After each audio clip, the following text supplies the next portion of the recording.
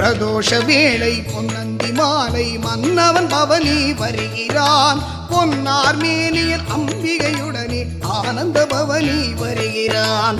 பிரதோஷ வேளை பொன்னந்தி மாலை மன்னவன் பவனி வருகிறான். பொன்னார் மேனியன் அம்பிகையுடனே ஆனந்த பவனி வருகிறான்.